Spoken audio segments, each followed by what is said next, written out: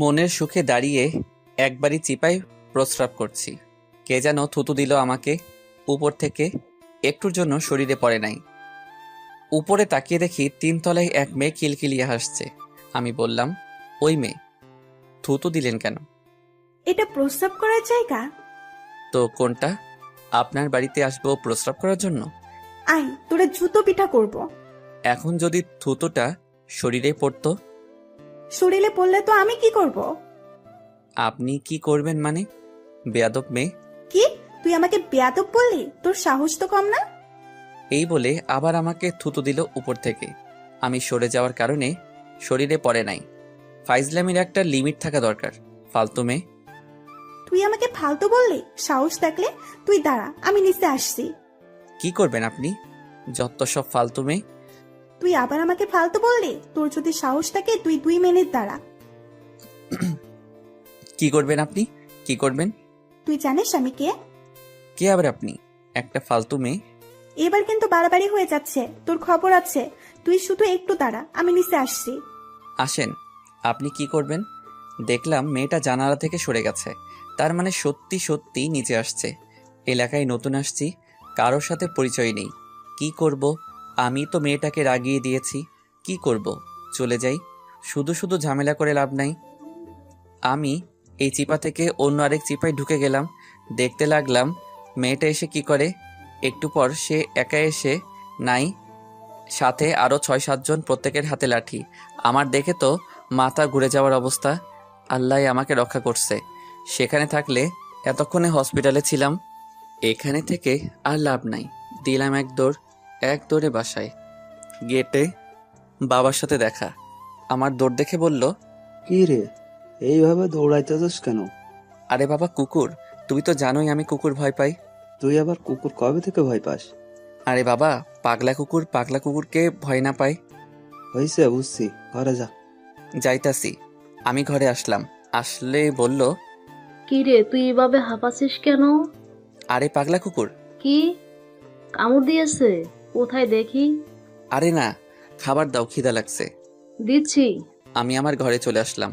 আমি মুরাদ, এবার 24-এ পড়ছি, অনার্স 3rd ইয়ারে। এবার আমাদের বাড়ি নরসিংদী। ঢাকায় ছোটবেলা থেকেই ভাড়া থাকি। এই এলাকায় নতুন উঠেছি। মা ডাক দিল, গেলাম খেতে। খাওয়া দাওয়া করে রুমে এসে দিলাম এক ঘুমে বিকালে মা বলল, যা তো মুরাদ, বাজার থেকে দুধ নিয়ে আস। আমি পারবো না, আপুকে পাঠাও। কি? তুই ছেলে হয়ে তোর আপুকে বলছস বাজারে যাইতে? তাড়াতাড়ি যা, নয়তো তোর বাবাকে বলে দিব। ওকে, যাচ্ছি। সে কি করে শুধু বাসায় শুয়ে শুয়ে ঘুমায়? তুই কি ভুলে গেছস তোর বোন যে চাকরি করে? কিসের চাকরি করে? যা, চুপচাপ বাজারে যা। আমি বাজারে চলে আসলাম, দুধ কিনলাম। আস্তে আস্তে রাত হয়ে গেল। পরদিন সকালে বড় বোন তাসফিয়া এসে ডাক দিল আর বলল, ভাই, একটু দোকানে যাবি? কেন? আমার না দোকানে রুটি খেতে খুব মন চাচ্ছে। তো আমি কি করব? একটু এনে দে না। 150 টাকা লাগবে। তুই যাবি আর আসবি, এখানে তোর 150 টাকা লাগবে কি করে? তোর 2টা রুটি 30 টাকা, আসা যাওয়ার ভাড়া 40 টাকা। আমি 2টা রুটি খাবো, সেখানে 30 টাকা, মোট 100 টাকা। আর আমার চার্জ 50 টাকা, মোট 150 টাকা। আমি এত টাকা দিতে পারবো না, 100 টাকা নে। কোনো কম নাই। তুই যা তো, আমি একটু ঘুমাই। এই নে 150 টাকা, দেখবি আল্লাহর বিচার করবে। দিলে তো ছোট ভাইকে দিচ্ছস। হয়েছে, আবার যা। আমি রেডি হয়ে চলে গেলাম রেস্টুরেন্টে বসে রুটি খেয়ে আপুর জন্য নিলাম। ভাবলাম হেঁটে চলে যাই, শরীরের ব্যায়াম হলো, টাকাটা বাঁচলো। তাই হাঁটা ধরলাম। হেঁটে অনেকখানি সামনে চলে আসলাম। কে জানি পিছন থেকে ডাক দিল, মনে হচ্ছে মেয়ের গলা। ওই পিচ্ছি, দাঁড়া। আমি দাঁড়িয়ে বললাম, কে পিচ্ছি? সাবধানে কথা বলবেন। আপনি পিচ্ছি? আমি তাকিয়ে দেখি গতকাল সকালের ওই মেয়েটা। মনে মনে, এবার কি হবে? আবার এখন বললাম পিচ্ছি। কি? আবার তুই আমাকে পিচ্ছি বললি? আপনার সাথে আগে আমার দেখা হয়েছিল নাকি? আমার সামনে ভাব ধরবি, দাঁত সবগুলো ফালাই দিব। তুই তো গতকাল সকালে আমাকে ফালতু বলেছিলি। কে বলেছে আপনি ফালতু? আপনি কত কিউট। আসলেই মেয়েটা অনেক সুন্দরী। এইসব বলে লাভ নেই। কোথা থেকে জানি এক ছেলে এসে বলল, বড় আপু, কি হয়েছে? তার সাথে রাগারাগি করছেন কেন? কোনো বেয়াদবি করছে নাকি? বেয়াদবি করেছে মানে? গতকাল আমাকে ফালতু বলেছে। কি, তুই ফালতু বললি আমাদের এলাকার বড় আপুকে? জানিস সে কে? সে আমাদের সবার বড় আপু। এলাকার সবাই তাকে বড় আপু ডাকে। আর তুই কিনা ফালতু বললি? ভাই, আমি এই এলাকায় নতুন আসছি, তেমন কাউকে চিনি না, ভুল হয়ে গেছে আপু। আপুকে বড় আপু বল। কোনো মাফ নাই, এখানে দাঁড়িয়ে 10টা কান বদনি লবি, তারপর যাবি। বড় আপু আমাকে মারেন, কিন্তু কান বদনি নিতে পারবো না। তুই অনেক চালাক, তাই গতকাল তুই চলে এসেছিলি, না হলে তুই এতক্ষণে হসপিটালে থাকতি। তোকে শুধু জাস্ট বললাম কান বদনি নিতে। তোর কত ভাগ্য। আমি কান বদনি নিতে পারবো না। বড় আপুর মুখের উপরে কথা। দেখ, তোকে কান বদলে নিতেই হবে। আগে হোক, পরের থেকে ভালো তাড়াতাড়ি গিয়ে ঝামেলা থেকে মুক্ত হ। আমাকে মেরে ফেললেও আমি কান বদনি নিব না। আর আমার তো প্রথমবার ভুল হয়েছে, প্রথমবার তো সবাই মাফ করা যায়, দ্বিতীয়বার ভুল হলে শাস্তি দিয়ে আমি যাই। তোর কি আমাকে একটুও ভয় করছে না? ভয় কেন করবে? আপনি কি বাঘ নাকি ভাল্লুক? তুই জানিস আমি একটা ফোন দিলে শত শত ছেলে চলে আসবে। তো আমি কি করব? আমি যাই, এই বলে আমি হাঁটা ধরলাম। ছেলেটা এসে আমার কানে ধরে আবার বড় আপুর সামনে নিয়ে গেল। আমার সাথে তুই আবার বেয়াদবি করতেছস, সেই জন্যই তুই 20টা কান বদনি নিবি। মগের মুল্লুক বললাম না, আমি মরে গেলেও কান বদনি নিব না। তোর নিতেই হবে। নিব না। তোর হাতে ওইটা কি? আপুর জন্য রুটি কিনেছি। সুমন, তোর কাজ শুরু কর। একটু পর আরও 4-5 জন ছেলে আসলো। আসলে দুইজন দুই দিক থেকে কানে ধরে নিচে টানতে থাকে, টানের কারণে বসে পড়ি। তারা আবার উপরে টানতে থাকে, আমি আবার দাঁড়িয়ে গেলাম। এইভাবে আমাকে 20 বার উঠবস করায়। কষ্টে আর ব্যথায় আমার চোখে পানি চলে আসে। কান বদনি শেষ হলে আমি কিছু বললাম না, সোজা হাঁটা ধরলাম। এমন বর্বর মানুষ আমাদের সমাজেও আছে। বড় আপু, তোমাকে আমি দেখে নিব। আমার শরীরে শীতের কাপড় ছিল, তাই কান ডেকে বাসায় প্রবেশ করলাম। আপুকে নিয়ে তার রুটি দিলাম। মনে মনে বললাম, তোর দোয়া কবুল হয়েছে, আমি আমার শাস্তি পেয়ে গেছি। রুমে এসে শুয়ে রইলাম। সারাটা দিন ঘরেই কাটিয়ে দিলাম। বিকেলে বাসার ছাদে গেলাম, গিয়ে দেখি 3 জন মেয়ে বসে আড্ডা দিচ্ছে। সবগুলো মনে হয় 20-এর নিচে, আর নিচে 2-3 জন ছেলে দাঁড়িয়ে আছে। আমাকে দেখে ছেলেগুলো চলে যায়, আর মেয়েগুলো আমার দিকে বাঁকা চোখে তাকায়। তারাও চলে যায়। আমি ছাদের এক কোণে দাঁড়িয়ে আছি। একটু পর আরও 2টা মেয়ে আসলো।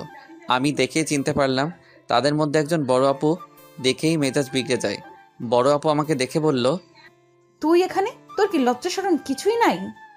আমি কিছু বললাম না, কারণ এখন আমার মুখ থেকে সোজা কথা বের হবে না। উল্টাপাল্টা বললে আবার ঝামেলা।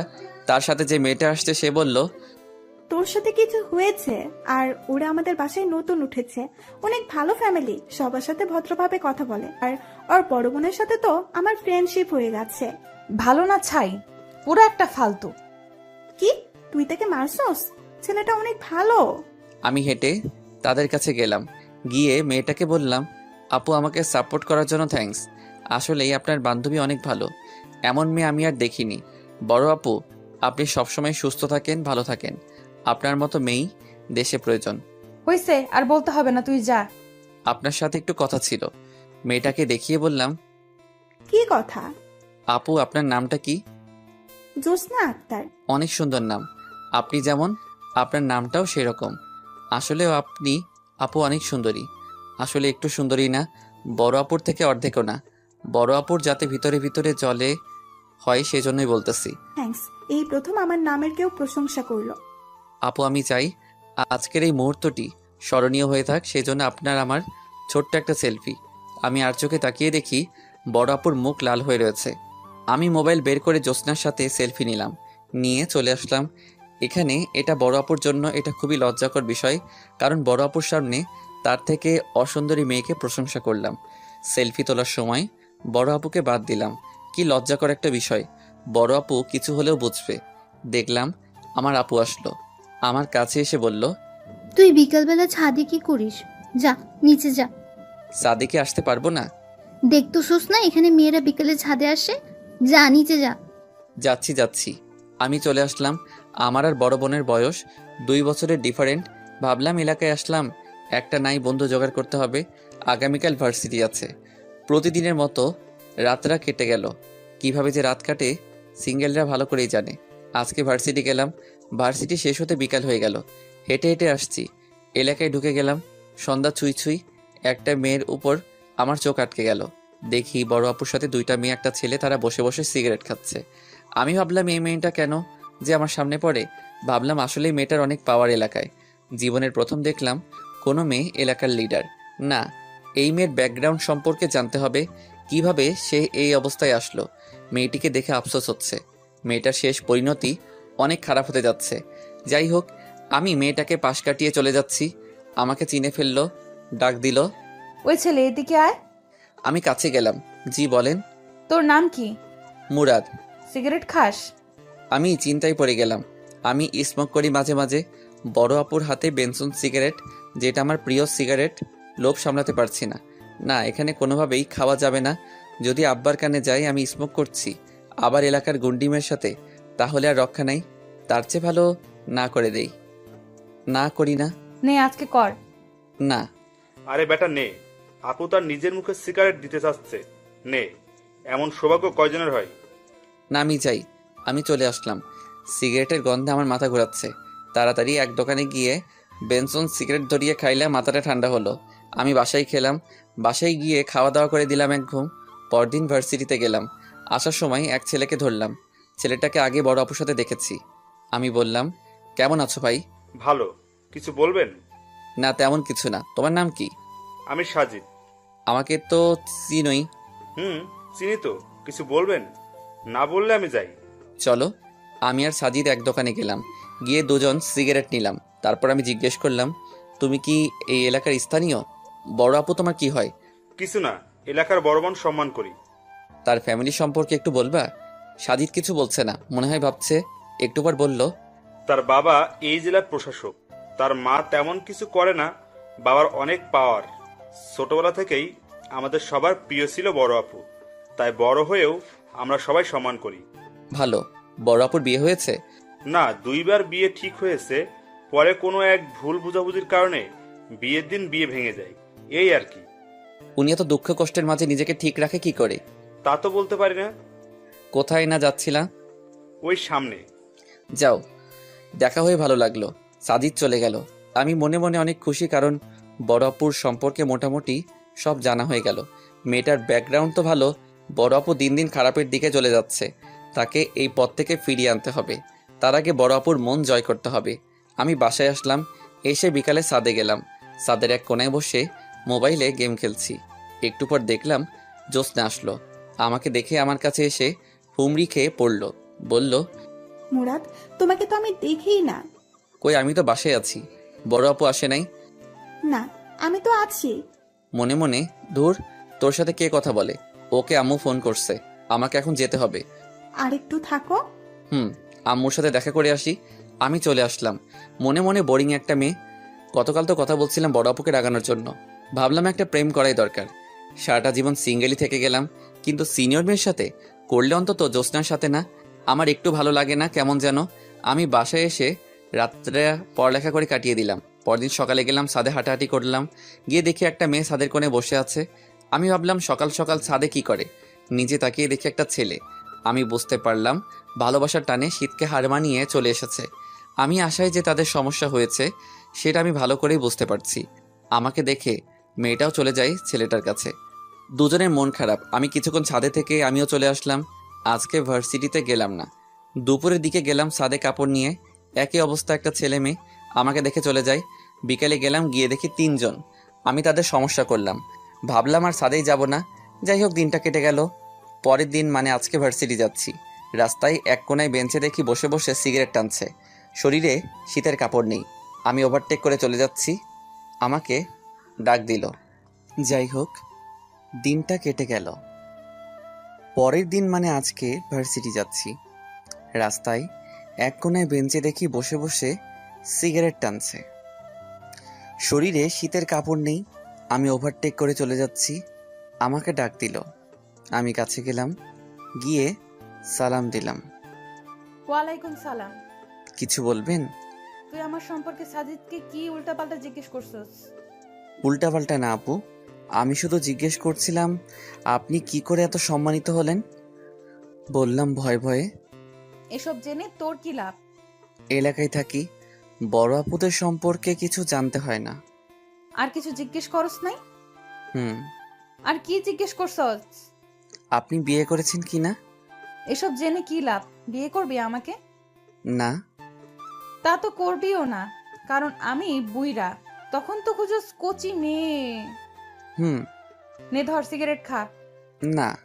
ভাব ধরস সাজিদের সাথে খাস নাই? হুম। এখন খা আমারটা। এখন পারবো না। কেন? কারণ আপনি এত বড় একজন মানুষ, সামনে দাঁড়িয়ে সিগারেট খাবো? আমি পারবো না। এই কথাটা আমার ভালো লাগলো। হুম। আমি যাই। কই যাবি? ভার্সিটিতে। কিসে পড়স? 3rd ইয়ারে। তুই কি আমার সাথে রাগ করে আসোস? হুম। কেন? কারণ আপনি ওই দিন আমি মাপ চাওয়ার পরেও মারছিলেন। ওকে, সেজন্য এখন আমাকে তোর কাছে মাফ চাইতে হবে নাকি? হুম। ওকে, জাস্ট সরি। যান, মাফ করে দিলাম। তোর মুখে হাসি দেখে বুঝতে পারলাম আমি বড় আপু হয়ে সার্থক। হুম। জ্যোৎস্নার সাথে কেমন চলছে? আমি এখন চিন্তায় পড়ে গেলাম, কি বলবো। ও তো আমার বড় আপু। বড় আপুর সাথে কি আবার? যা, তোর না ভার্সিটি আছে? হুম। আমি চাই। এই বলে চলে আসলাম। ভার্সিটি শেষ করে বাড়ি ফিরছি। 3জন ছেলে এসে আমাকে ঘিরে ধরলো। আমার শার্টের কলার ধরে বলল, তোর জন্য শান্তি মতো প্রেম করতে পারি না, আজ তোর খবর আছে। দেখো, আমি তোমাদের বড়, আমার সাথে তোমরা বেয়াদবি করতে পারো না। ভাই আমরা যে সময় যাই তুই তখন কেন হাজির হোস? ভাই, আমি তোমাদের সমস্যা বুঝতে পারছি। আমি আর সাদে যাব না। এখন কলারটা ছাড়ো। ছাড়বি না? আজকে তার এমন অবস্থা করব যেগুলো দেখে আমাদের জিএপও ভাবতে পারবে তাদের সত্যি অনেক ভালোবাসি।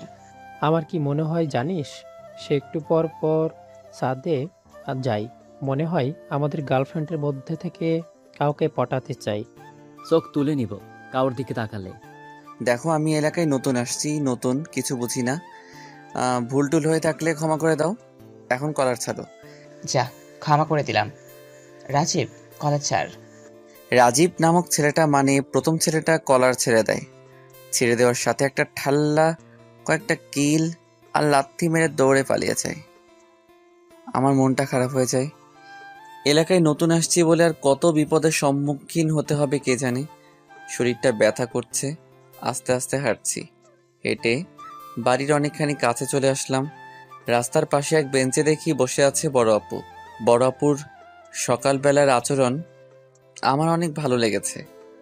বড় আপুর কাছে বিচার দিব এই ভাবার সাথে সাথে বড় আপুর ডাক আসলো। ধুর, আজ পর্যন্ত বড় আপুর নামটাই জানা হলো না। আমি কাছে গেলাম। বড় আপু বলল, কি রে, তুই ভার্সিটিতে গেলি হাসি খুশি, আর এখন এভাবে মনমরা কেন? কি আর বলবো আপু, এলাকায় আসছি নতুন বলে আর কত ঝামেলার সম্মুখীন হতে হবে কে জানে। কেন, কি হয়েছে আমাকে বল। থাক, আপনাকে বলে লাভ নেই। আপনি তো অনেক বড়, আপনি আমার পিছে টাইম নষ্ট করবেন না। আমি যাই। এই বলে আমি হাঁটা শুরু করলাম।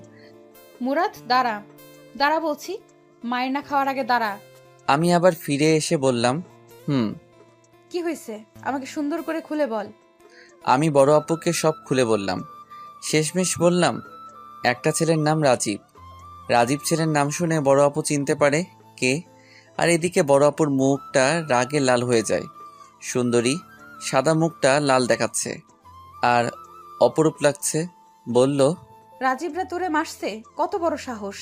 আজকে তাদের খবর আছে। এই বলে মোবাইলটা বের করে কাকে জানি কল দিল। কয়েক মিনিটের মধ্যে 30 জনের মতো ছেলে মেয়ে হাজির হয়ে গেল। একজনকে বলল রাজীবকে কল দিতে। একটু পর রাজীব আসলো ও তার সাথে বাকি দুজন। আমাকে দেখেই হয়তো তারা কাহিনী বুঝতে পারে। বড় আপু তাদের কি দোষ সবার কাছে বলল। তাদের জিজ্ঞেস করে প্রথমে অস্বীকার করে। আপু রাগী গলায় কথা বললে সব স্বীকার করে নেয় আর তাদেরকে কয়েকটা চড় দেয় আর আমার সাথে মিলিয়ে দেয় আর বলে জোরে জোরে, এ হলো মুরাদ, এই এলাকায় নতুন এসেছে, কেউ তার সাথে খারাপ ব্যবহার করবি না, সে আজকে থেকে আমাদেরই একজন। আস্তে আস্তে সবাই চলে যায়। আমিও বাসায় চলে আসি। এসে দেখি মানুষ ভরা, সবাই অপরিচিত। দেখি বাবা সোফায় বসে কথা বলছে। আমি মাকে খুঁজে বের করে জিজ্ঞেস করলাম, কি হয়েছে, এত মানুষ কেন? ও, তোরে তো বলাই হয়নি। তোকে সেই কখন থেকে ফোন দিচ্ছি, তোর আবুকে দেখতে আসছে। যা তাড়াতাড়ি ফ্রেশ হয়ে আয়, তাদের সাথে কথা বল। আগে বলবা না? আমি রুমে এসে ফ্রেশ হয়ে তাদের সাথে মিট করলাম। আপুকে দেখে তাদের পছন্দ হয়, তারা বিয়ের তারিখ ঠিক করে চলে যায়। পরের দিন আর কলেজে গেলাম না। আজকে সারাদিন মোবাইল টিপে আর ঘুমিয়ে কেটে বিকেলের দিকে ছাদে গেলাম। ছাদে গিয়ে দেখি জ্যোৎস্না আর বড় আপু কথা বলছে। আমি এক কোণে দাঁড়িয়ে মোবাইল টিপছি। বড় আপু আমাকে ডাক দিল। আমি কাছে গেলাম, বলল, সাদে কি করস? কিছু না। কিছু না মানে? দেখি তো আশেপাশে কেউ আছে নাকি। পাইছি, এই মেয়ের জন্য তুই ছাদে আসছস? না, পাশের বাড়ির ছাদে এক মেয়ে কাপড় নিচ্ছে, তাকে দেখেই আমার উপর দোষ চাপিয়ে দিল। মেয়েটাকে লক্ষ্য করে বলল, এই মেয়ে, তোমার নাম কি? সাদিয়া। ছাদে কি করো? কাপড় নেই। আর কিছু না তো? আর কি, আবার কাপড় নিচ্ছি। বিকালবেলা ছাদে আসবা না। কেন? যেটা বলছি সেটাই। আসবা না বলছি, আসবা না। ওকে আপু।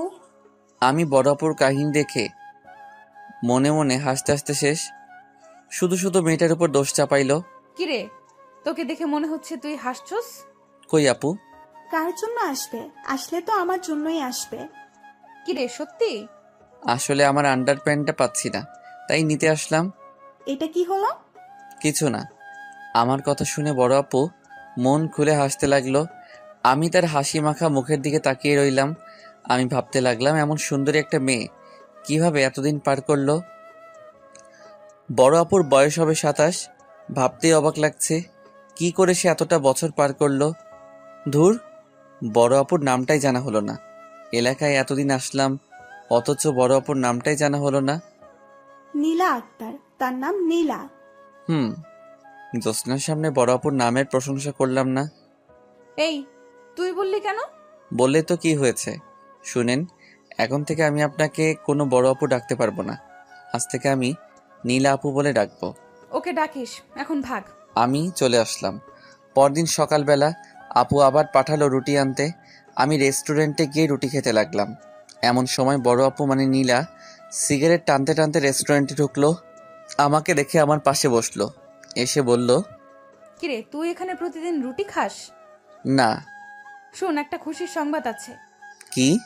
আমি এবার নির্বাচনে দাঁড়াচ্ছি। আমাকে ভোট দিবি তো? কি করে দিব? আমরা তো স্থানীয় না। ও, নীলাপু, আমি আপনাকে কিছু কথা বলি, শুনবেন? তাড়াতাড়ি করো, আমাকে এক জায়গায় যেতে হবে। তাড়াতাড়ি বলতে পারবো না। থাক, তাহলে বলা লাগবে না। হুম। সিগারেট খাবি? হুম। নে ধর। এখানে না, ভিতরে চলো। রেস্টুরেন্টের মধ্যে লেখা নো স্মোকিং। তারপরেও বড় আপু সিগারেট খাচ্ছে, কারো কিছু বলার সাহস নাই। আমরা ভিতরে গিয়ে বসলাম। ওয়েটার নীলার জন্য রুটি আনলো। এবার আমার হাতেও সিগারেট দিয়ে বলল, এবার খা। আমি টানতে থাকি। নীলা আপু বলল, কি যেন বলবি? আপনাকে আমার সব কথা শুনতে হবে। যা শুনবো, এখন বল। আপনি তো জানেন মানুষ অমর নয়। হুম। তাহলে আপনার এত সুন্দরী রূপ, এত সুন্দরী হাত, গাল, ঠোঁট, চুল একদিন কি থাকবে? থাকবে না।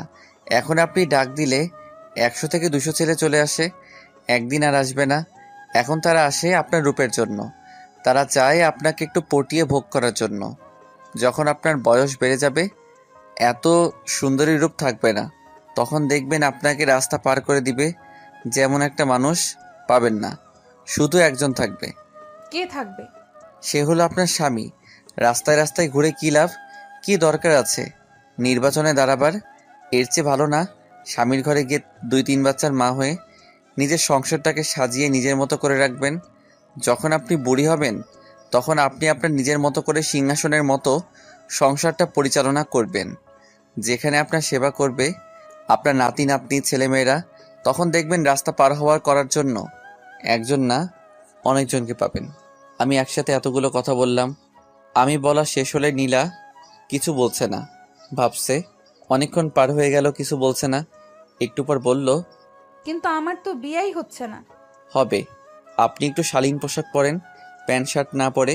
তারপর যখন আপনি রাস্তা দিয়ে হাঁটবেন, আগে আপনার দিকে তাকিয়েছিল আপনাকে ভোগ করার নেশায়, আর এখন তাকাবে আপনাকে বউ করে ঘরে তোলার নেশায়। বাহ, তুই তো ভালো একটা যুক্তি দিচ্ছিস আমাকে বোঝানোর জন্য। তোকে অনেক ধন্যবাদ। এবার ভাগ ভাগ এবার। এই, তার কাছ থেকে বিল রাখবি না। আরে যাবই তো, এভাবে বলার কি আছে? আর একটু থাক না। হুম। তোর সাথে না আমার কথা বলতে ভালো লাগে। আমারও। এখন কোথায় যাবি? বাসায় আপুর জন্য রুটি নিয়ে যাব। ভালো। আমি যাই, আমার আবার কলেজে যেতে হবে। যা। আমি চলে আসলাম। নীলা বুঝতে পারছে মুরাদের প্রত্যেকটা কথা ঠিক। এখন কি করবে? আমাকে এখন কে বিয়ে করবে? আমি কি করে সবাইকে ছেড়ে ঘরে বসে থাকব? আর কেই বা আমাকে বিয়ের প্রস্তাব দিবে? 27টা বছর ধরে আমি অভুক্ত। কে এই কামনার আগুন নিভাবে? মুরাদ ছেলেটা ভালোই, এক কাজ করা যায়, কোনো মতে মুরাদের মাকে পটিয়ে তার কাছে বিয়ে বসতে পারলেই হলো। নীলা মার্কেট থেকে কিছু ড্রেস কিনলো, বাসায় গেল। বাসায় গেলে মা বলল, তোকে খুশি খুশি লাগছে কেন? আজ থেকে তোমাদের কথা মতো চলবো। সত্যি? হুম। তার আগে তোর প্যান্ট শার্ট পাল্টা এটা। আমিও দেখতে পারি না, তোর বাবাও না। এই দেখো ড্রেস কিনে এনেছি পরবো বলে। দেখি তো কি সুন্দর ড্রেস। আমি এগুলো অনেক দিন ধরে পরি না, তুমি একটু দেখিয়ে দিয়ে যাও। আসছি, তুই যা। নীলা চলে আসলো। নীলার মা আসলে নীলাকে সুন্দর করে জামা পরিয়ে দেয়। নীলাও স্মোকিং কমিয়ে দেয়, আস্তে আস্তে বন্ধ করে দেয়। এভাবে 2 সপ্তাহ ঘরের ভিতর কাটিয়ে দেয়। কত মানুষ যে নীলাকে কল দিল। একদিন তার এক বান্ধবী রাত্রেবেলা কল দিয়ে বলল তাড়াতাড়ি তার বাড়িতে যাইতে। নীলা তার কাছে বলে বের হয়ে গেল। বান্ধবীর বাড়িতে গিয়ে দেখে তার জন্য কেক রেডি। নীলা মনে করে দেখলো আজকে তার জন্মদিন। হারামি বান্ধবীগুলো নীলার জন্য এত কষ্ট করলো। নীলাকে দেখে সবাই অবাক। সবাই বুঝতে পারছে নীলা অনেক চেঞ্জ হয়ে গেছে। বান্ধবীর সাথে নীলা জমিয়ে আড্ডা দিয়ে অনেক রাত হয়ে যায়। সবাই আস্তে আস্তে বাড়ি চলে যায়। নীলাও বাসা থেকে বের হয়ে হেঁটে চলছে, রিক্সা পাচ্ছে না। নিশার অনেক ভয় করছে, কারণ সে 2 সপ্তাহ এদিক দিয়ে আসে না। আগে এসব রাস্তা তার কাছে মাঠ মনে হয়েছে, আর এখন কেমন জানি লাগছে। কেমন যেন ভুতুরে, কেমন যেন ভুতুরে। নীলার কলিজায় পানি নাই, শরীর যেন কাঁপছে। পিছন থেকে কে জানি ডাকছে, এই যে শুনছেন? নীলার অনেক ভয় করছে, কারণ সে 2 সপ্তাহ এদিক দিয়ে আসে না। আগে এসব রাস্তা তার কাছে মাঠ মনে হয়েছে, আর এখন কেমন জানি লাগছে, কেমন যেন ভুতুরে। নীলার কলিজায় পানি নাই, শরীর যেন কাঁপছে। পিছন থেকে কে জানি ডাকছে, এই যে শুনছেন? পিছনে তাকিয়ে দেখে মুরাদ। নীলা অবাক হয়ে জিজ্ঞেস করলো, তুই এখানে? এত রাতে এখানে? স্মোক করতে বাইরে বের হয়েছিলাম। তুই আমাকে ওই দিন এত জ্ঞান দিয়ে এখন কিনা তুই নিজেই স্মোক করস? তোমাদের মেয়েদের স্মোক করা ঠিক না। কেন? তোমাদের পেটে বাচ্চা আসবে, এর আগেই যদি এসব খেয়ে সমস্যা করে রাখো, তাহলে বুঝতেই পারছো বাচ্চার কি হবে। তুই আমাকে বাচ্চার স্বপ্ন দেখাচ্ছিস। আচ্ছা বলতো, আমাকে কে বিয়ে করবে? কে জানি, বাদ দেন, আপনাকে কিন্তু দারুণ দেখাচ্ছে। আর শোন, সিগারেট খাস না। ধন্যবাদ। এই ছোট্ট একটা ছেলেকে আপনি ধন্যবাদ দিচ্ছেন? আমাকে একটু হেল্প করবি? আপনার যে কোনো হেল্প করতে রাজি, বলেন কি হেল্প। আমাকে একটু এগিয়ে দে, আমার ভয় করছে। অবশ্যই, চলেন। নীলা আর মুরাদ পাশাপাশি হাঁটছে। একটু হাঁটার পর নীলাকে মুরাদ বলল, আপু একটা কথা বলি, রাগ করবেন না তো? বল। মারবেন না তো? না, বল। আমার না বড় আপুদের অনেক ভালো লাগে। নীলা মনে মনে এটাই চাই, কোনো মতে মুরাদের কাছে বিয়ে বসতে পারলেই হলো। ভালো। তাহলে জ্যোৎস্নাকে বিয়ে করে ফেল। দূর। তাকে ভালো লাগে না? না। আচ্ছা একটা প্রশ্ন আমার মনের ভিতর খুব জ্বালাচ্ছিল। কি? আপনি এতদিন কোথায় ছিলেন? কোনো জায়গায় গিয়েছিলেন? বাড়িতেই ছিলাম। আপনাকে তো দেখি নাই। বের হইছো নি? চুপ করো, চুপচাপ হাঁটো। আর ভালো লাগছে না। মুরাদ চুপ হয়ে যায়। নীলা মিটিমিটি হাসছে। নীলা বুঝতে পারল মুরাদ তাকে অনেক সম্মান করে। কিছুক্ষণ হাঁটার পর মুরাদ আবার বলল, আমার না বড় আপুদের হাত ভালো লাগে। তো আমি কি করব? আপনার হাতটা। নীলা কোনো চিন্তা ভাবনা না করে ঠাস ঠাস করে চট বসিয়ে দিল 2টা। নীলা বলল, তোর সাহস কি করে হয় আমার হাত ধরতি? মুরাদ গালে ধরে নীলার দিকে অবাক দৃষ্টিতে তাকিয়ে আছে। মুরাদ দাঁড়িয়ে যায় কিছু না বলে, চুপচাপ গিয়ে রাস্তার ফুটপাতে গিয়ে বসলো। গালে ধরে মাথা নিচু করে বসে রইল। নীলা আবার বলল, কিরে, যাবি নাকি? নাকি আমি একাই চলে যাব? মুরাদ কিছু বলছে না, মাথা নিচু করে বসে আছে। নীলা বলল, তুই থাক, আমি যাই। এই বলে নীলা হাঁটা ধরল। নীলা বুঝতে পারল না কাজটা সে কি করেছে। চোখের পলকেই সব ঘটে গেল। নীলা হাঁটছে আর তার হাতের দিকে তাকিয়ে আছে, আর ভাবছে, এটা কি করলাম আমি? যাকে কি না আমি বিয়ে করার স্বপ্ন দেখি, তাকে চর মারলাম। আসলে নীলা এমন কথার সাথে পরিচিত না। আর আগে নীলাকে প্রেম করার যেই প্রস্তাব দিয়েছে সেই চর খেয়েছে। তাই ভুলে এমন কথা শুনে আপনি হাত চলে যায় মুরাদের গালে। নীলা ভুল বুঝতে পারে, পিছনে তাকিয়ে দেখে মুরাদ এখনো বসে আছে, নিশ্চয়ই কাঁদছে। নীলা আবার হাঁটা ধরল মুরাদের দিকে। আমি নীলাকে এই অবস্থায় পেয়ে অবাক হয়ে যাই। আমি হাড়ে হাড়ে টের পেয়েছি আমার কথাগুলো কাজে লেগেছে। সেই জন্য নীলাকে 2 সপ্তাহ দেখা যায় নাই। আমি ভাবি নাই নীলার সাথে এখানে দেখা হবে। নীলার এমন পরিবর্তন আমার অনেক ভালো লাগছে। আগে কেমন দেখা যেত, আর এখন সত্যি এক নারী দেখা যাচ্ছে যে কেউ তাকে কাছে পেতে চাইবে। যখন আমাকে নীলা আপু চটটা দেয় তখন আমি ভাবছিলাম ফাইজলামো করছে, পরে ঠিকই দিবে হাত ধরার জন্য। কিন্তু না, নীলার ভিতরের আসল রূপ প্রকাশ হয়ে যাচ্ছে। নীলা আপুর কথাগুলো তীরের মতো বিদ্ধ করে আমার বুকে। দেখি নীলা চলে যাচ্ছে। আমি মনে মনে, নীলা আপু যাস না, আমাকে সান্ত্বনা দিয়ে যা, না হলে আমাকে আর পাবি না। বুকের কষ্টে আমার চোখ থেকে 2 ফোঁটা পানি পড়ল। আর সে হেঁটে চলে যাচ্ছে। মন চাচ্ছে এখনো তাকে ধরে জোর করে তার মনের ইচ্ছা মতো ডিপ কিস করতে, কিন্তু সেটা বোধহয় আর সম্ভব না। এখন যদি সে আর না আসে তাহলে আমাকে আর জীবনেও পাবে না। আবার আর চোখে তাকিয়ে দেখি নীলা আপু আসছে। এসে আমার পাশে বসলো, বলল, কি রে, তোর কি হইছে? চরটা বেশি লেগেছে? হুম। ধরবি? নে ধর। আমি কিছু বলছি না। নীলা আপু হাত বাড়িয়ে দিয়ে বলল, আমার সামনে। নীলা আপুও 2 হাত। সেদিকে আমার কোনো ইন্টারেস্ট নাই। আমার ইচ্ছা হলো নীলা আপুর 2 ঠোঁট, লাল লিপস্টিকের ঠোঁট দুটো থেকে যৌবন বেরিয়ে আসতে চাইছে। মন চাচ্ছে সেই যৌবনগুলো আমি লুফে নেই। আমি ধরছি না দেখে নীলা আপু আবার বলল, ধরবি নাকি? হাত ব্যথা করছে শীতে, মনে হচ্ছে বরফ হয়ে গেছে। আমি কোনো চিন্তা না করেই নীলার মাথা ধরে আমার ঠোঁট এগিয়ে দিলাম। নীলা মুখ সরিয়ে নিতে চাচ্ছে, কিন্তু আমি মাথা ধরাতে নিতে পারছি না। অবশেষে নীলার ঠোঁটের সাথে আমার ঠোঁট লেগেই গেল। লাল টকটকে ঠোঁটটা, এত নরম আপুর ঠোঁটটা। এভাবে 45 সেকেন্ডের মতো নীলার ঠোঁটে আমার ঠোঁট কামড়ে ধরে রাখলাম, তারপর ছেড়ে দেই। এবার আবার এক চর। বলল, তোর কাছে আসাটাই আমার ভুল হয়েছে। এটা কি করলি তুই? এটা হলো আপনার শাস্তি। কিসের শাস্তি? আমাকে চর দেয়ার। এখন তোকে এমন শাস্তি দিব যা তুই কল্পনা করতে পারবি না। এই বলে মোবাইল ফোন বের করলো। কাকে কল দিচ্ছেন? আসলেই দেখবি? কাউকে কল দিয়েন না। আপনার কি ভালো লাগে নাই? কেমন জানি, অন্যরকম একটা ফিলিংস। আমি বুঝতে পারলাম আর একটু থাকলে এতক্ষণে নীলাপকে ঠান্ডা করা কঠিন হয়ে যেত। আমি বললাম, চলেন আপনাকে বাসায় দিয়ে আসি। চল। শুন, আজ থেকে আমাকে তুমি করে বলবি। ওকে আপু।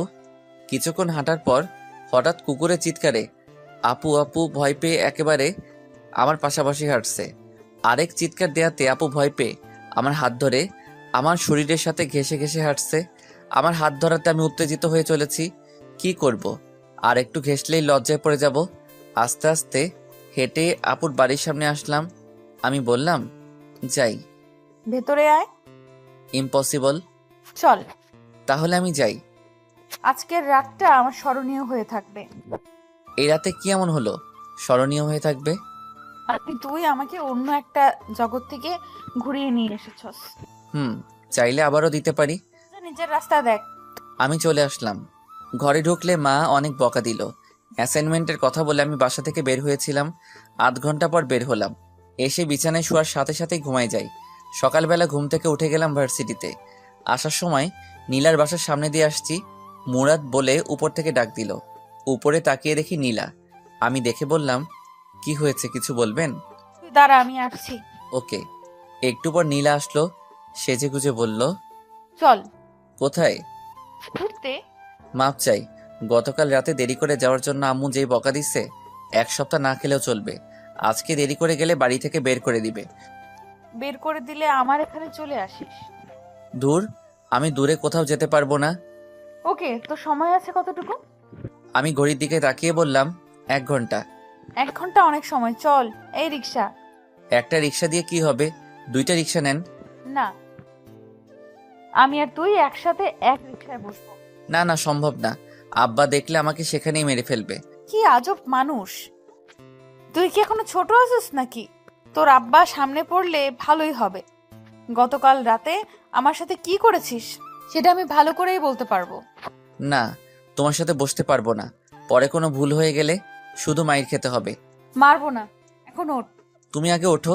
নীলা উঠলে আমি উঠলাম। এক রিকশায় দুজন, বুঝতেই পারছেন। নীলা শরীরের সাথে আমার শরীরটা একেবারে ঘেঁষে আছে। যাক, আমার ভালোই লাগছে। নীলা আমার হাতে হাত রাখলো, বলল, গতকাল রাতের কথা মনে আছে তো? হুম, আছে। আমাকে তোর কেমন লাগে? কেমন যেন, তোমাকে অনেক ভয় করে। ভয় করার কি আছে? কি জানি। নীলা এক রেস্টুরেন্টে নিয়ে খাওয়ালো, পরে আমাকে রিকশায় করে দিল, যেন আমি কোনো বাচ্চা ছেলে। বাসায় এসে অনেক রাত পর্যন্ত পড়ালেখা করি, কারণ সামনে পরীক্ষা, তারপর ঘুমিয়ে যাই। কতক্ষণ ঘুমালাম জানি না, কে জানি কান ধরে টানছে। আমি চোখ খুলে যা দেখলাম তা বিশ্বাস করার মতো না। দেখি বড় আপু মানে নীলা আমার কান ধরে টানছে। আমি আপুকে দেখেই আবার কম্বলের নিচে চলে গেলাম। আমি বললাম, তুমি এখানে সকাল সকাল? মা দেখে ফেলবে। নীলা হাসতে লাগলো আর বলল, আরে পাগল, আমি তোর মার অনুমতি নিয়েই এখানে এসেছি। ও, এখন ওঠ, উঠে ওয়াশরুমে যা। তুমি এখান থেকে চলে গেলে আমি যাব। ওকে, যাচ্ছি। এই বলে চলে গেল। আমি উঠে এক দৌড়ে বাথরুমে চলে গেলাম। বাথরুম থেকে বের হয়ে দেখি আমার রুমটা সুন্দর করে গোছানো। আমি বুঝতে পারলাম এটা একমাত্র নীলার কাজ, কারণ আগামী 5 বছর ধরে আমি নিজেই আমার রুম গোছাই। আমি গেলাম নাস্তা খেতে। মা বলল, তুই আজকে ভার্সিটিতে যাস নাই কেন? আরে আজকে সব সহজ ক্লাস। তাহলে হাজিরা কে দেবে? আর এক বন্ধু দিয়ে দিবে। এক ফাঁকে তাসফিয়া এসে বলল, মা অনেক ফাঁকিবাজি করে, আমি দেখছি হে একদিনও ক্লাস করে না। দেখ তাসফিয়া, মিথ্যা কথা বলবি না। মা, আপু মিথ্যা বলছে। খালি ফাঁকিবাজি। আজকে তোর বাবাকে বলবো। মা, তাহলে আপু দেখছে আমি ক্লাস করি না? তাহলে আপু চাকরিও করে না? কিরে তাপসিয়া? না মা, না মা, ওই আমি তার ভার্সিটির সামনে দিয়ে যাচ্ছি, তখন দেখছি আড্ডা দিচ্ছে। আগামীকাল থেকে ভার্সিটিতে যাবি, এখন খা। আমাদের এমন ঝগড়া দেখে নীলা মিটিমিটি হাসছে।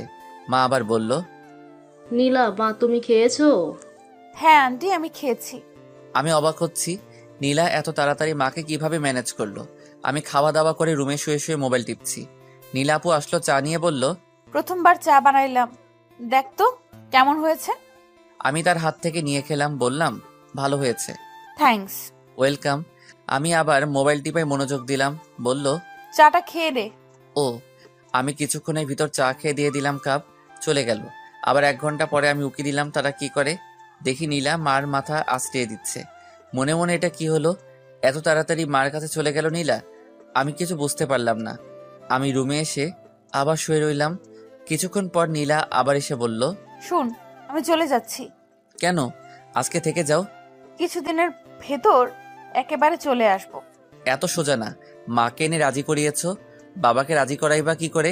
আমার বাবা আছে না, এই জেলার ম্যাজিস্ট্রেট। বাবা মা বলবে তাই হবে। ওকে, পরে দেখা যাবে। শুনো, আগামী শুক্রবার আপুর বিয়ে, থাকবা কিন্তু? ওকে, থাকবো। এখন যাই, বাসা থেকে কল আসছে। এই বলে নীলা বাসা থেকে বের হয়ে গেল। প্রতিদিন সকালে এসে নীলা আমার ঘুম ভাঙায়। শান্তি মতো ঘুমাতে পারি না। এভাবে 1 সপ্তাহ চলে যায়। প্রতিদিন নীলা আমাদের বাসায় আসে। আগামীকাল আপুর বিয়ে। গ্রাম থেকে মানুষ আসলো। তো আমার এক চাচাতো বোন, সে আমার থেকে বয়সে ছোট 1 বছরের। গ্রামের বাড়ি গেলে তার সাথে সময় কাটাতাম বেশি। আমাদের সম্পর্ক অনেক গভীরে চলে যায়। এখন তার বিয়ে ঠিক হয়ে আছে। সে এই বিয়েতে আসছে, ভাবতেছে কি যেন হয়ে যায়। একটু ভুলের কারণে নীলাকে হারাবো। গায়ে হলুদের দিন তারা সবাই আসে। নীলা আপুর সাথে সারাদিন থাকে। যার সাথে আমার সম্পর্ক হয়েছিল তার নাম তানহা। সে আসলেই আমার সাথে দেখা করে বলল, মুরাদ, তোমার কি হয়ে গেল? তুমি আমার কোনো খোঁজ খবর নাও না? আসলে সামনে পরীক্ষা তো, তাই এত অবসর থাকি না। তো কেমন আছো? ভালো, তুমি? এই তো আছি। আচ্ছা, তুমি কেমন যেন হয়ে গেছো। আগে আমার সাথে সব শেয়ার করতা। এখন তো করি। কই? এই যে বললাম আমি ভালো আছি। দূর, তুমি আগের মতোই আছো। তোমাদের সাদরে আমাকে দেখাবা। শিওর। এই চাঁদনি আপু। এই চাঁদনি। কাকে ডাকছো? চাঁদনি আপু আপুর ফ্রেন্ড। সে তোমাকে সাদ ঘুরিয়ে দেখাবে। না, আমি কারোর সাথে যাব না, শুধু তোমার সাথে যাব। ওকে ওকে, আমি নিয়ে যাব। এইদিকে চাঁদনি আপু এসে বলল, এই তুই ডাক দিলি কেন? আপু কিছু না, জিজ্ঞেস করতাম। আর কি? ওইদিকে কতটুকু হয়েছে? তোর সাহস তো কম না, তুই আমাকে ডাকতিস? তোর বড় না আমি? নিজে গিয়ে দেখে আসতে পারিস না? যত সব ফালতু।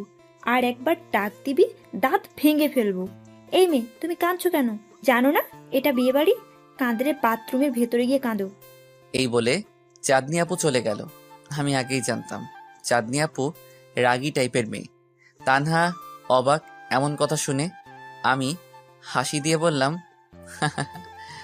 আরে ঢাকার মেয়েরা বেয়াদবি হয়, তুমি রাগ করো না, চলো ছাদে। আমি তানহাকে ছাদ দেখালাম, পুরো এলাকা দেখালাম। সন্ধ্যা হলে আমরা চলে আসি, রুমে ঢুকবো। কে জানি কানে ধরে আমাকে টানতে টানতে সবার আড়ালে নিয়ে গেল। আমি তানহাকে ছাদ দেখালাম, পুরো এলাকা দেখালাম।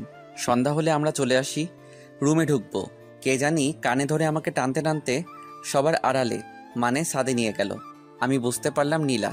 আরে অনেক ব্যথা পাচ্ছি, ছাড়ো। আজকে তোকে ছাড়বো না, তোর কান আমি ছিঁড়ে ফেলবো। তাহলে আমিও তোমার ঠোঁটটা ছিঁড়ে ফেলবো। কি বললি? কিছু না। বল বল, না হলে তোর কান আমি আজকে ছিঁড়ে ফেলবো। বলছি কান ছাড়ো। নীলা আমার কান ছেড়ে দেয়। এবার বল কি বললি? বলছি তোমাকে অনেক সুন্দরী দেখাচ্ছে।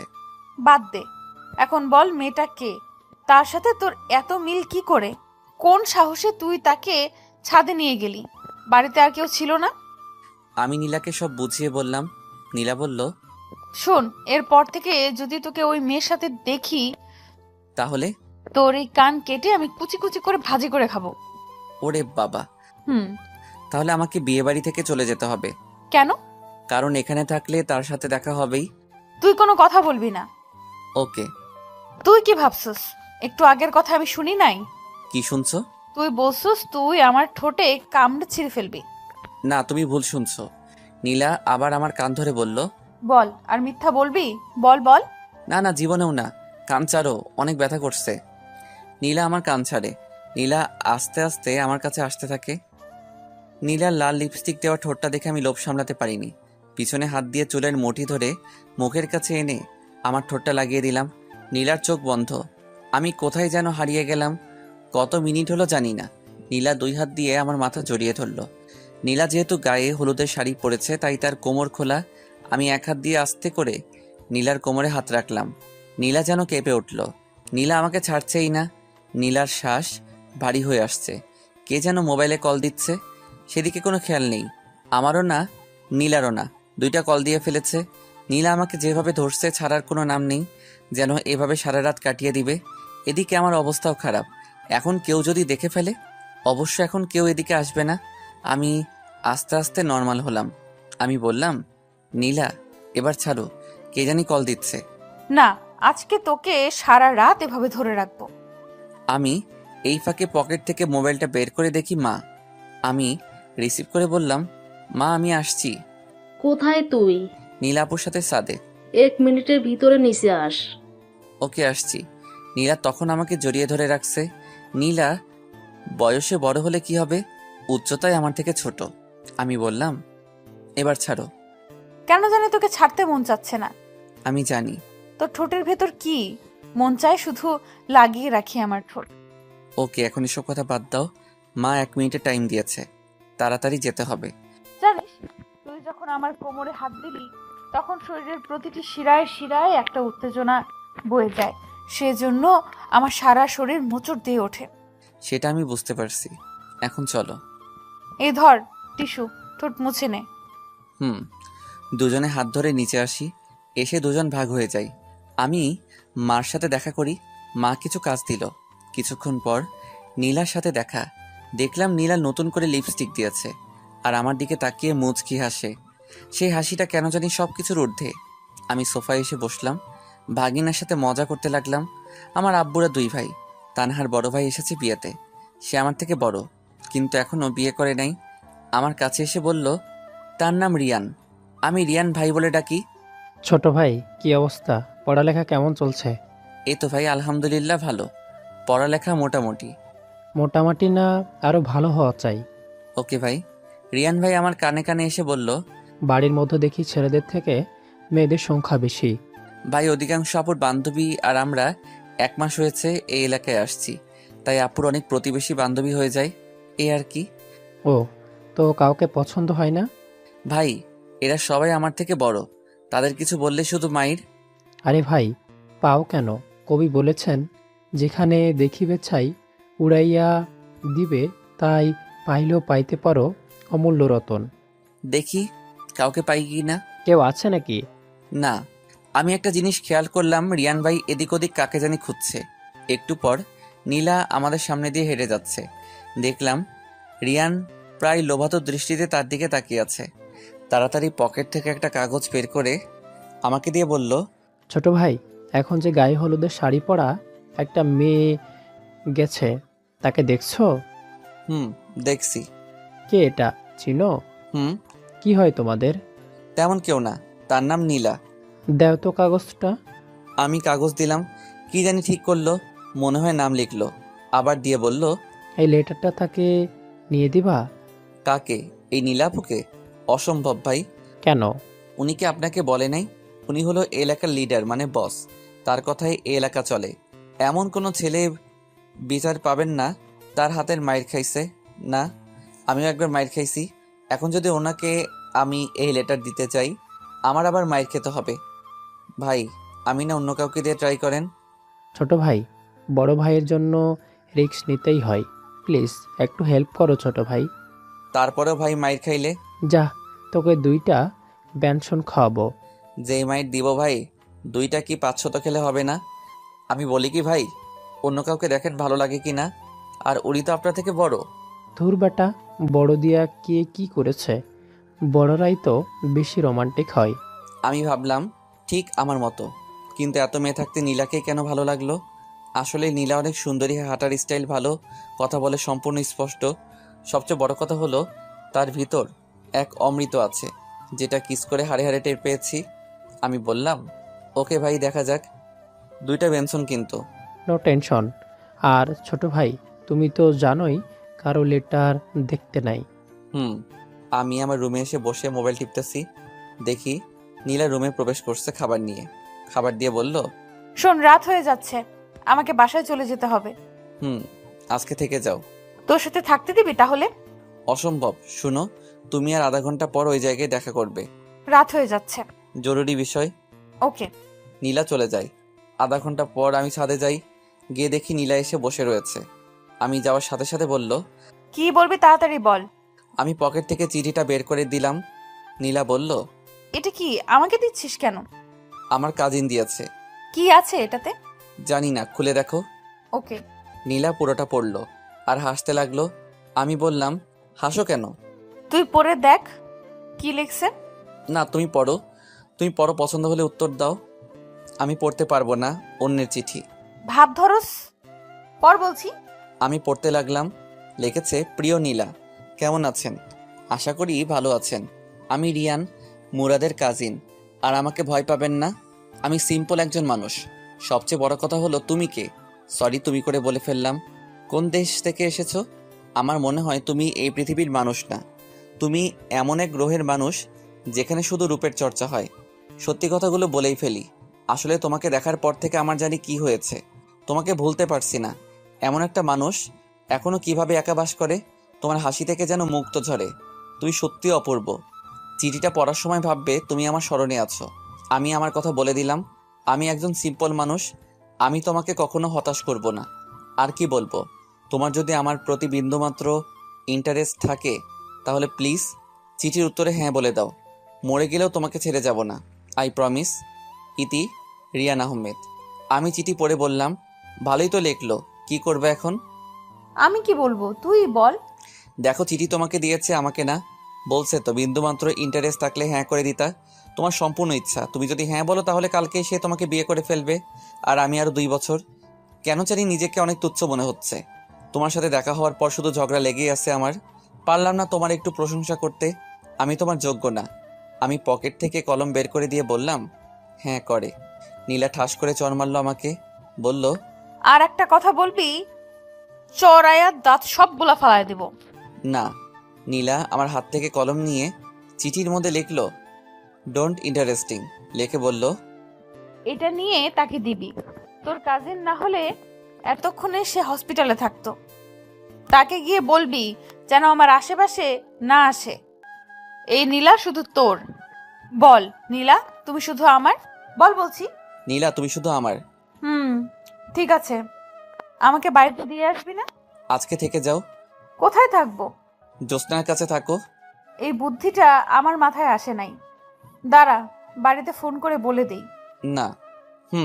নীলা ফোন করলো। কথার স্টাইল দেখে বুঝলাম বাড়ি ফিরে যেতে হবে নীলাকে। নীলা এসে বলল, না রে, আজকে থাকা হবে না। ওকে, তুমি নিচে গিয়ে রেডি হও, আমি আসছি। ওকে। নীলা চলে গেলে আমি রিয়ান ভাইয়ের সাথে দেখা করি। আমি চিঠি দিয়ে বললাম, তাড়াতাড়ি 2টা বেনসনের টাকা দেন। আরে দাঁড়া, দেখি কি লিখেছে। রিয়ান ভাই খুলে দেখলো। আমি বললাম, আমার গালের দিকে তাকান। রিয়ান ভাই আমার গালের দিকে তাকিয়ে বলল, তোরে দেখি আসলেই মারছে। তুই কাজটা কর, 1 প্যাকেট ব্যঞ্জন নিয়ে আয়, আজ সারা রাত 2জনে খাবো। এতগুলো আব্বা দেখতে পারলে বাড়ি থেকে বের করে দিবে। ওকে, এখানে টাকা আমার জন্য অন্তত একটা নিয়ে আয়। ওকে। আমি চলে আসলাম। এসে নীলার সাথে দেখা করলাম। চলো, মাকে বলছো? আমি আর নীলা একসাথে এক রিক্সায় উঠে নীলার বাসার সামনে নামলাম। আমি বললাম, তাহলে আমি যাই? শোন, আমার প্রতি যদি তোর বিন্দু মাত্র ইন্টারেস্ট থাকে তাহলে অন্য কোনো মেয়ের সাথে কথা বলিস না। আমি চলে আসলাম।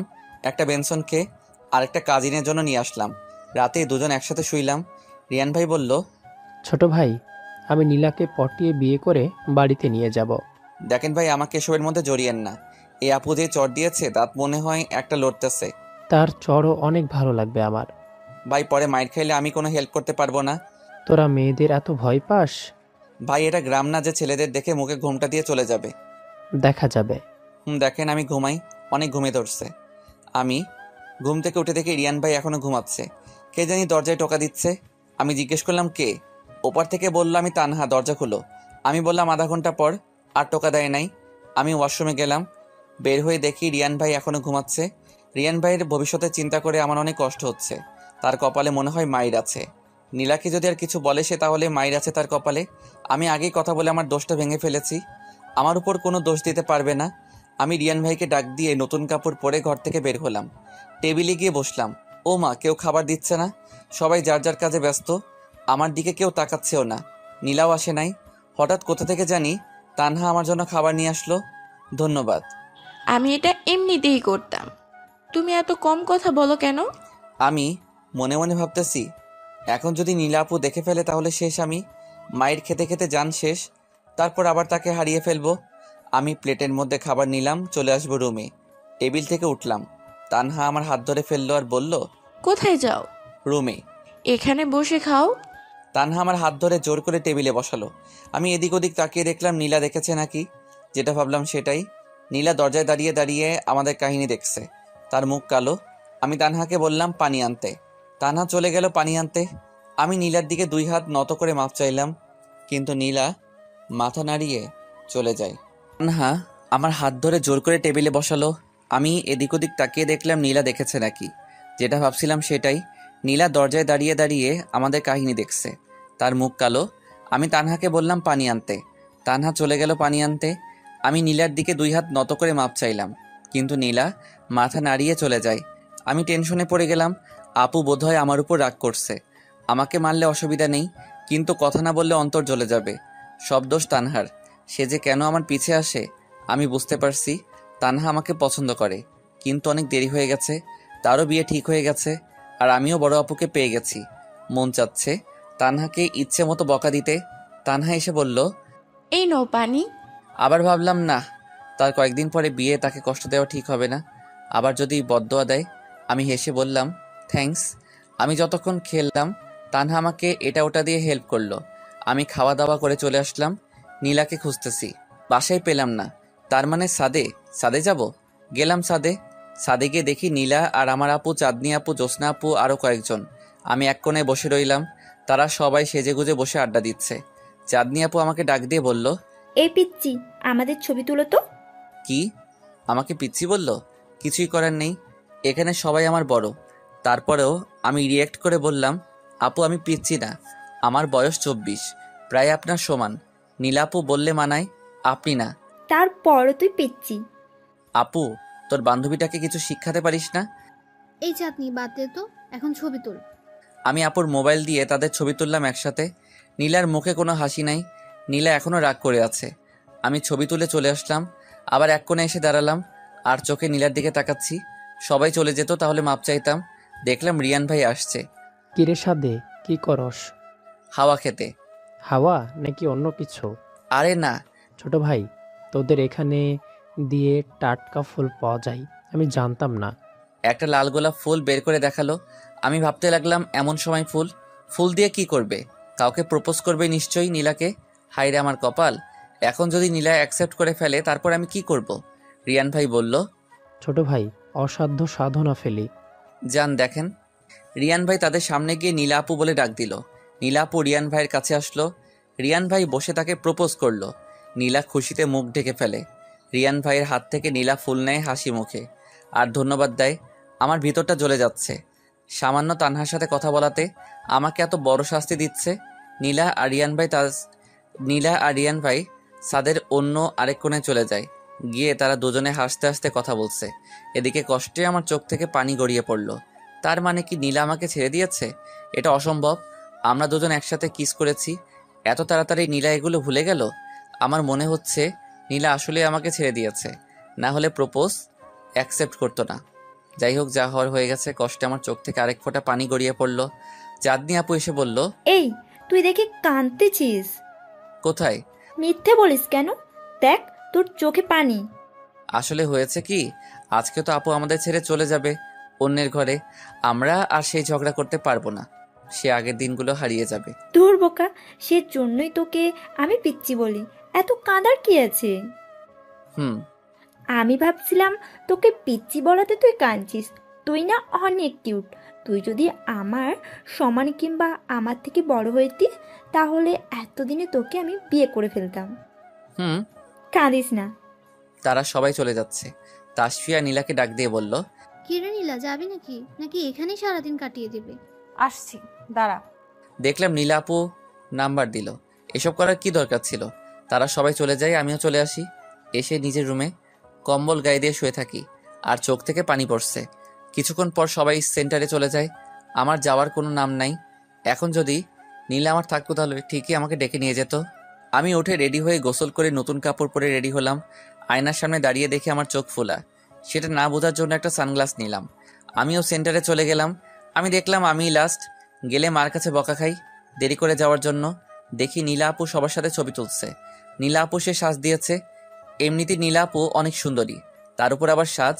মোট কথা বিয়েবাড়ির সবার থেকে উপরে, কিন্তু তার উপর আমার কোনো অধিকার নেই। নিজেকে একলা মনে হচ্ছে। আমি এক জায়গায় গিয়ে বসলাম। দেখি নীলা আপু রিয়ান ভাইয়ের সাথে ছবি তুলছে। আমি মুখ ফিরিয়ে নিলাম, ভালো লাগছে না এগুলো। কিছুক্ষণ পর কে জানি ডাক দিল, মনে হচ্ছে নীলা আপু। কিরে, আমার সাথে ছবি তুলবি না? আমার কি দরকার? রিয়ান ভাইয়ের কাছে যান। তাহলে সেটাই করি। আমি উঠে আমার আপুর সাথে কতগুলো পিক নিলাম, অন্য কারোর সাথে না। বিয়ের কাজ ভালোভাবে সম্পূর্ণ হয়। বরের বাড়ি থেকে অনেক মেয়ে আসে, তারাও নীলা আপুর উপরে যেতে পারে নাই। আমি ভালো করে খেয়াল করে দেখলাম সবার আর চোখ নীলা আপুর দিকে।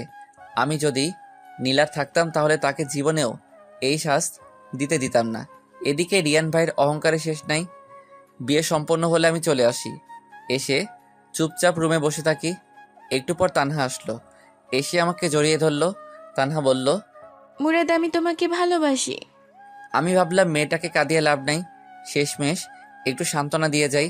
তানহা, আমি জানি তুমি আমাকে ভালোবাসো, কিন্তু অনেক দেরি হয়ে গেছে।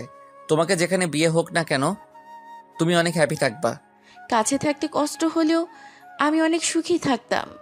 আমি জানি, কিন্তু তানহা অনেক দেরি হয়ে গেছে। তুমিও বিয়ে থেকে ফিরে আসতে পারবে না, আর আমার পক্ষেও সম্ভব না। ওকে, তুমি বলো আমায় বিয়ে করতে যাবা? জান চলে গেলেও আমি তোমার বিয়েতে যাব।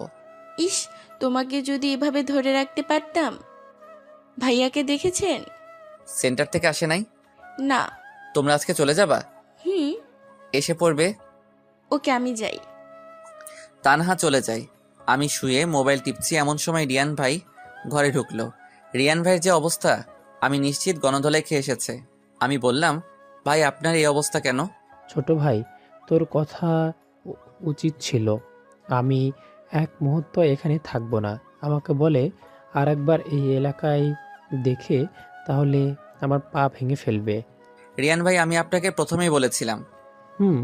রিয়ান ভাই তাড়াতাড়ি রেডি হয়ে গ্রামের বাড়ির উদ্দেশ্যে রওনা দিল। আস্তে আস্তে সব মানুষ চলে যায়। আমিও ঘুমিয়ে গেলাম। কেমন যেন একা একা লাগছে। নীলারও কোনো খোঁজ নেই। আমি ঘুমিয়ে গেলাম। সকালে নীলার ডাকে ঘুম ভাঙলো। আমি চোখ খুলে দেখি নীলা। উঠোস না, আর কত ঘুমাবি? তুমি এখানে কেন? এতে অবাক হওয়ার কি আছে? আমি তো ভাবছিলাম তুমি রিয়ান ভাইয়ের সাথে চলে গেছো। তোর এই ভাইকে এমন ধোলাই দিয়েছি, আর এই ঢাকা শহরের নাম মুখে নিবে না। তারপরেও তুমি এখান থেকে চলে যাও কেন? গতকালের কথা মনে আছে? আমি রাত্রে বললাম কোনো মেয়ের সাথে কথা না বলতে, আর তুই সকালেই কি সুন্দর করে কথা বলছো, যেমন জামাই বউ। ওকে, দোষটা আমার ছিল। সাথে সাথে মাপও চাইলাম, আর বাসার সবাই কাজে ব্যস্ত ছিল। তানহা আমাকে জাস্ট হেল্প করেছে। ও, আর তুমি আমাকে এত বড় শাস্তি দিলা। শুন, আমি জানি তোর অনেক কষ্ট লাগছে, কিন্তু তোর থেকে আমার আরো বেশি কষ্ট লেগেছে। এখন বল, অন্য কোনো মেয়ের সাথে কথা বলবি? না। এখন ওঠ। আমার হাত ধরে টান দাও। নীলা আমার হাত ধরে টান দিল। আমি উঠে গেলাম। তাড়াতাড়ি নাস্তা খেতে আয়। আমি ফ্রেশ হয়ে গেলাম নাস্তা খেতে। নাস্তা সেরে রুমে এসে পড়তে বসলাম। আমি পড়তেছি। নীলা এসে বলল, তোর মোবাইলটা দে। বালিশের নিচে। নীলা মোবাইল ধরে বলল, লক কি? তোমার নাম। আমার নামে লক দিস কেন? কারণ তুমি আমার জান। হুম। আমি আবার পড়াতে মনোযোগ দিলাম। নীলা অনেকক্ষণ আমার মোবাইল টিপলো। আমার পড়া শেষ হলে আমি চেয়ার থেকে উঠলাম। নীলা বলল, পড়া শেষ? হুম। কি পড়ছ দেখি? আরে ওসব তুমি বুঝবে না। বলবো না মানে? দে তোর বই দে। আমি বই দিলাম। এই ফাঁকে বিছানায় শুয়ে পড়লাম। নীলা আমার পাশে এসে বসলো। কয়েকটা প্রশ্ন জিজ্ঞেস করলো। আমি একটাও পারি নাই। আমি বললাম, তুমি এসব প্রশ্ন কোথা থেকে জিজ্ঞেস করছো? এসব তো বেসিক নলেজ, তুই তো জানোস না। আমি ভার্সিটি পুরো শেষ করেছি, তারপরেই বিয়েটি। ও, এটা লাস্ট প্রশ্ন। এটা না পারলে তোকে এমন মার দিব তুই চিন্তাও করতে পারবি না। ওকে বলো। নীলা প্রশ্ন করলো। আমি এটার উত্তর দিতে পারলাম না। নীলা বালিশ নিল আমাকে মারার জন্য। নীলা আমাকে 2টা বাড়ি দিল। 3 নাম্বারটা দেওয়ার জন্য বালিশ উপরে তুললো। আমি হাত ধরে টান দিয়ে আমার বুকের উপর শুয়ে দিলাম। নীলার শ্বাস আমার নাকে লাগছে। আমি আস্তে আস্তে নীলার ঠোঁটে আমার ঠোঁট লাগিয়ে দিলাম। নীলা আস্তে আস্তে আমার উপরে উঠতে থাকে। ঠোঁটের সাথে ঠোঁট লাগাইলে হয়ে যায় না, এর ভিতর আরো অনেক কাজ থাকে, সেগুলো ব্যাখ্যা করলাম না। মার ডাক কানে আসছে। নীলা, নীলা, এই মুরাদ, নীলা তোর এখানে? আওয়াজ শুনে নীলা সাথে সাথে দাঁড়িয়ে যায় বই নিয়ে। আমি বললাম, হ্যাঁ মা, নীলা আপু এখানে। মা ঘরে ঢুকে বলল, এই বদমাইশটার এখানে তুমি কি করো? কিছু না মা, সরি আন্টি, তার পড়াটা দেখছিলাম। তুমি তার পড়া বোঝো? তাহলে তাকে একটু দেখিও। Okay aunty. মা চলে যায়। আমি নীলাকে আবার ধরলাম। নীলা বলল, ছাড় ছাড় বলছি, একটুর জন্য তোর মা দেখে নাই। আমি ছেড়ে দিলাম। নীলা আবার বলল, কিরে, আমাকে বিয়ে করবি না? কেন নয়? কবে, আমি বুড়ি হয়ে গেলে? না, এখন কি করে করব? আমার তো চাকরি নাই। তুই শুধু বল তুই রাজি কিনা। হুম। আমি তোর মা বাবার সাথে কথা বলে তোকে 1 মাসের মধ্যে বিয়ে করতেছি। এত তাড়াতাড়ি? হুম। নীলা চলে যায়। আমি দিলাম এক ঘুম। নীলার মাথায় হাজারো চিন্তা। এক, মুরাদকে তাড়াতাড়ি বিয়ে করতে হবে, সামনে নির্বাচন, তাড়াতাড়ি নির্বাচনে দাঁড়াতে হবে। নীলা বাসায় গিয়ে তার মাকে বিয়ের কথা বলল। তার মা খুশি হলো, বলল বাবাকে বলবে। এখন দরকার মুরাদের বাবা মাকে। নীলা পরদিন মুরাদের মার সাথে দেখা করলো। মুরাদের মাকে বলল, আন্টি, আমি যদি আপনাদের সাথে সারা জীবনের জন্য থাকি তাহলে অসুবিধা হবে? না আন্টি, মুরাদকে আমার অনেক ভালো লাগে। সত্যি? আমি তো বিশ্বাসই করতে পারছি না। এই বদমাইশটাকে কিভাবে তোমার পছন্দ হলো? সে অনেক ভদ্র। মুরাদ কি বলছে? সে রাজি? হুম। তাহলে তোমার বাবা মাকে কবে নিয়ে আসবা? আপনি যেদিন বলেন। সামনের শুক্রবার নিয়ে আসো। Okay aunty. নীলা আমাকে বলছে সামনে শুক্রবার যে তার বাবা মা আসবে। ঠিকই শুক্রবার তাদের মা বাবা আসলো। তারা অনেকক্ষণ কথা বলল। কারণ আমি বিয়েতে রাজি, নীলাও রাজি। বিয়ের তারিখ ঠিক হয়েছে। যেহেতু আগে বিয়ে নিয়ে ঝামেলা হয়েছে আর মেয়ের বয়স বেশি, তাই প্রতিবেশীর 5 কথা না শোনার জন্য বাবা সিদ্ধান্ত নিল এত আয়োজন না করে বাসার মধ্যে বিয়ে দেয়া হবে। আমাদের বিয়ে ঠিক হয় 1 সপ্তাহ পর। আমার মনের ভিতর কেমন জানি করছে, মনে হচ্ছে কোথাও জানি ভুল হচ্ছে। নীলাও কেন জানি আগের মতো আমার সাথে বেশি কথা বলে না। জিজ্ঞেস করলে বলে বিয়ের কাছে ব্যস্ত। আমি ভাবলাম হতে পারে। যাই হোক, বিয়ের দিন আসে, বিয়ে হয়। নীলাকে যেভাবে সাজানো হয়েছে, মন চাইবে শুধু তাকিয়ে থাকতে। আমার কেমন জানি লাগছে, কারণ নীলা শেষ কয়েকদিনের আচরণ ভালো লাগে নাই। নীলাকে আমার বাড়িতে নিয়ে আসা হলো। আমার রুমে নিয়ে বসানো হলো। আমি কেমন জানি লজ্জাবোধ করছি। আপু আর দুলাভাই ধাক্কা দিয়ে বাসর ঘরের ভিতর প্রবেশ করালো। আমি ঢুকে নীলার দিকে তাকিয়ে যা দেখলাম তা বিশ্বাস করার মতো না। দেখি নীলা সিগারেট টানছে। নীলা বলল, জামাইবাবু কি খবর? সামনে ইলেকশন, ভোট কিন্তু আমাকে দিতেই হবে। আমার মাথায় আকাশ ভেঙে পড়ল। সিজন 2 হবে নাকি? কমেন্ট বক্সে জানিয়ে দিন।